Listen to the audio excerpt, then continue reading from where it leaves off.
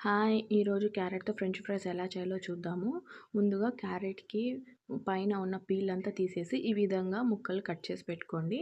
ఈ కట్ చేసుకున్న ముక్కలన్నిటిని ఒక బౌల్‌లో వేసుకొని, ఒక స్పూన్ కార్న్‌ఫ్లోర్ వేసుకోండి. అలాగే కుకింగ్ ఆయిల్ వేసుకోండి. దాని తర్వాత సాల్ట్ మీ టేస్ట్‌కి తగ్గట్టు సాల్ట్ వేసుకోండి. తర్వాత పెప్పర్ పౌడర్ వేసుకోండి. ఇక్కడ నేను పెప్పర్ పౌడర్ వేసాను. మీకు కావాలి అంటే మీరు చిల్లీ పౌడర్ కూడా వేసుకోవచ్చు. ఇవన్నీ వేసుకున్న తర్వాత బాగా మిక్స్ చేసుకొని ఒక 10-15 మినిట్స్ ఇవి పక్కన పెట్టండి.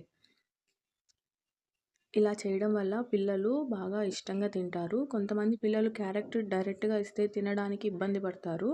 ఇష్టపడరు వాళ్ళు మెయిన్. ఇలా ఇవ్వండి. తర్వాత కడాయిలో ఆయిల్ వేసుకొని ఆయిల్ కాస్త బాగా హీట్ అవ్వాలి.